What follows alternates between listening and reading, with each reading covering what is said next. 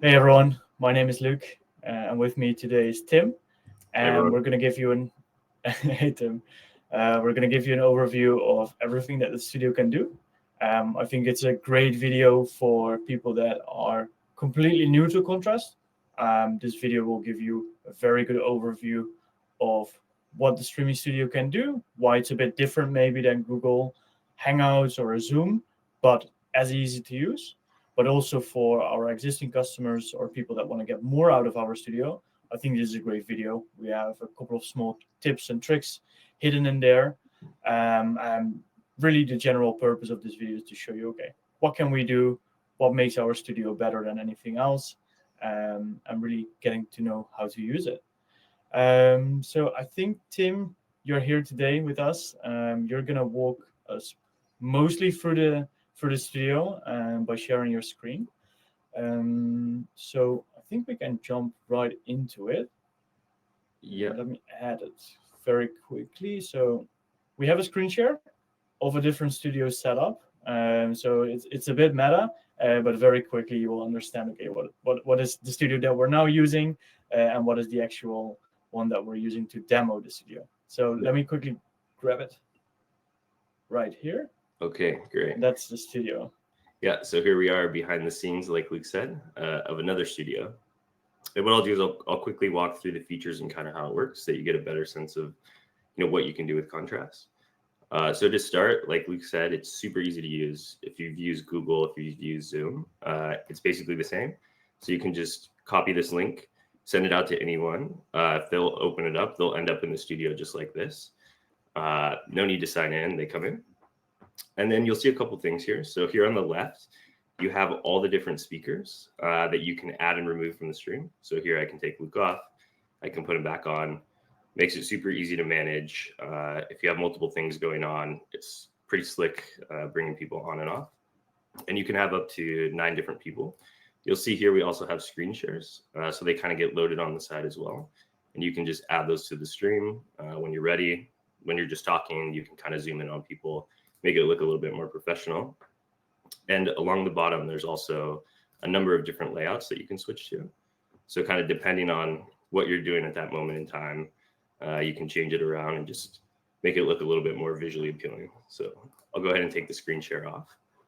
So And that's pretty Tim, much, oh yeah, go ahead, Luke. just one quick question Mhm. for the screen share. What are the Mhm. use cases for screen sharing? Because I also see that a lot of people use it to present, for example, a PowerPoint. Mhm. Yeah, I think that's probably the main use case is to present a PowerPoint. So you can have it kind of loaded up. Let's say we do an intro just like we did here, right? Then when you're ready, you bring it onto the screen. But there's a number of different ways we've seen people use it. Sometimes they're sharing, I don't know, their browser and just like looking at things on the internet, like an article. I think we've seen people actually bring up a terminal and code, Yeah. uh, PDFs, anything you can think of really. So the kind of the same way you would in a Zoom or a Google Meets at work, you can kind of share anything and disperse information.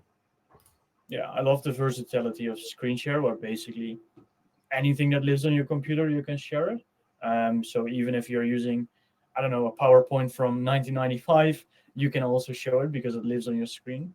And I think that is one of the main differences that we chose not to work on uploading Mm-hmm. presentations, because screen share always works, Mm-hmm. never any problems.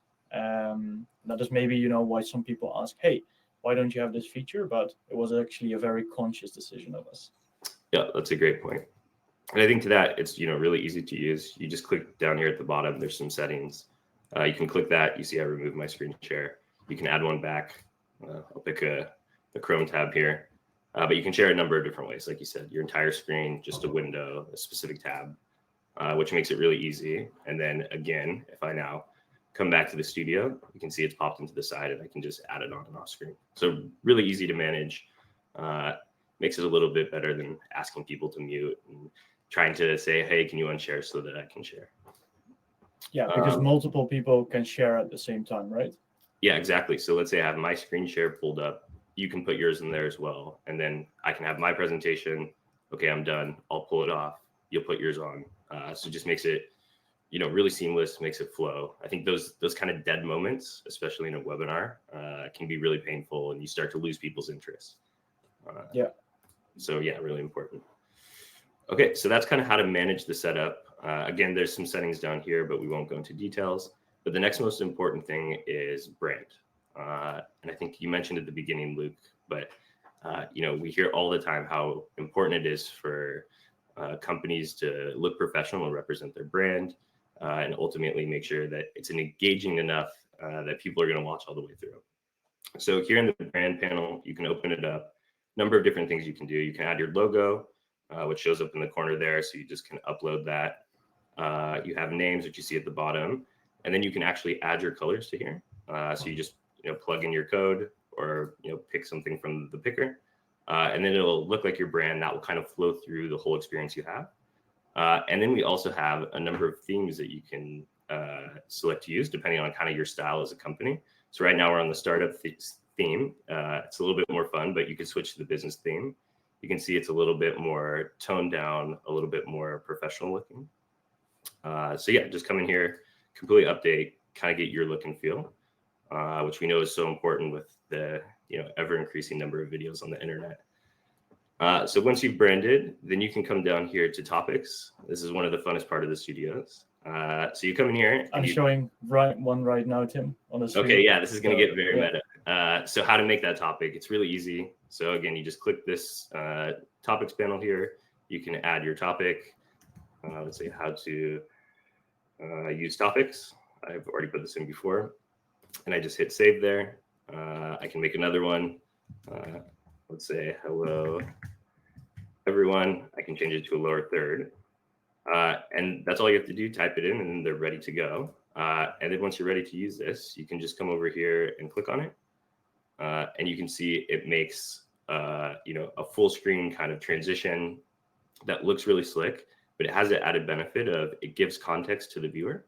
So as they're watching, they'll kind of know, hey, the conversation's moved on. Maybe we're talking about something else.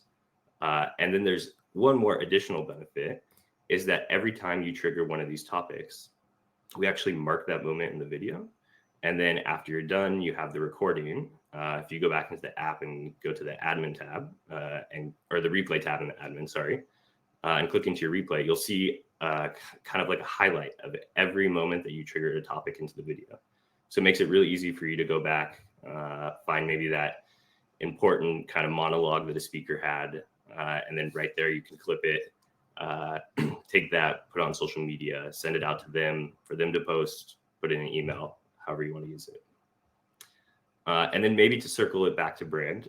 So you see we triggered those transitions. But if you come back and let's say I change the style back to startup where we were originally, so we can see that my name's changed. But now we'll have a full different set of topics. So you can see here, it's kind of the swiping effect. It's a little bit more fun. But again, matches your style. It's taking those brand colors from the brand panel and put those into the transitions as well. So you can see even the lower thirds is a little bit more fun. So yeah, that is topics. Now, once we have topics, I think we should move on to the chat. So not only does it have to look visually engaging, but you want to be interactive with your audience. So if I come here into the chat, so again, we have the public chat and the speaker chat. Here, I've sent a message to say hello to everyone, and then we have some people writing back. So you can just grab those and hit this button to show on screen. So you see it'll show up in the middle. We see that Paula asked this. You'll see Luke and I in there, and you can easily switch between questions. Again, it's kind of taking that brand style, the fun startup. It's taking your colors. And again, it's a really engaging way to have people feel like they've become part of the stream. You can interact directly with the audience in the stream. When you're done, you can just click here, or you can remove it from the screen and kind of go back to talking. And just like topics, it has that added benefit of when you pull that onto stream, we'll make a mark in the video. Again, that'll show up in your highlights. At the end, you have all of your topics, all of the questions that people have asked, so that you can reuse the video. This is by far my favorite feature, the Q&A. Yeah, I think this is the one I'm most proud of, and I think we have the best response from people because it's just fun. You can grab something and put it on stream. I know sometimes in our streams that we do, we're constantly pulling these through the whole time, and it just makes something fun, engaging, and we get great response from this. Yeah, the cool thing I think is that it's integrated within the video. So because of that, everyone is looking at it. Whereas I think a lot of other products, they have the Q&A section somewhere hidden, in the right under a button. But this way, you can virtually put any message on the stream. And like you said, we don't use it just for Q&A. We use it for all kinds of use cases. People throw emojis in there, and we put it on the stream. So you really create this very quick interaction with your audience instead of waiting. Okay, who is upvoting this question, etc., etc. So it's so much more fun, I think. And the added benefit of that as well is that people that are watching the replay, which I think most of people do nowadays versus the live, is actually that it becomes very easy to see what question they're talking about, because people don't often repeat the question. So if you're watching the replay, you're kind of lost in the Q&A section, which is in most cases the most valuable part. Right. Yeah, that's why I think it's so great. Yeah, I think we've all been on, the bus, maybe watching a webinar, and then you look around for a second and you kind of miss maybe the speaker saying like, oh, here's a question, and responding, and you kind of have already lost your context, but it makes it like way easier to understand where you're at as a viewer. And yeah, like you said, I love the reactions. I know that we had a session, I think it was last week, where someone said something and the chat just went crazy responding with like hearts and like, oh my God. And we just like kind of cycled through those in quick succession as the speaker continued to talk, and it made a really fun experience. So yeah, tons of cool stuff you can do with that. And maybe just one last thing here. So you have the public chat, but you can do the same thing from the speaker chat. So when you're on the speaker chat, this is private. It only goes to the people in the session. So right now, only Luke and I can see this. The audience won't see it. So really good for saying like, hey, Luke, your time's up. We need to keep pacing, or don't forget to mention this. But what you can also do is you can maybe have questions that you heard in chat and you want to rework a little bit because maybe they're too long or just like a little bit of context is off. Or you gathered questions ahead of time. Or, I mean, we've even heard that some people like to plant questions just to get the audience going. Or in general, if you just want to take, something that's a little sensitive and make it private, you can throw it here in the speaker chat. And what you do, you can also add those on the stream same way. And you can see that these become anonymous. So there's no name at the bottom. I just click it from the speaker chat compared to when I went from the public chat where I'll have a name there now. So just another versatile way for you to kind of use the feature and continue to get that interaction and engagement. And I think with that, we cover most of the features. So what I would say is, come in, create a session, play around. The studio actually works as kind of a green room because no one's seen it until you go live and hit this button in the corner.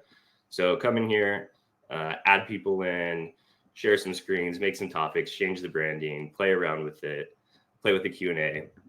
And then once you're ready, just hit this go live button, do a stream or a recording. And when you're done, hit end. That recording will be instantly available. You can take that and cut up those key moments or invite people to register to the replay. Everything is automatically recorded, right? Yeah, everything's automatically recorded. Once you hit go live, it's all there for you. Great.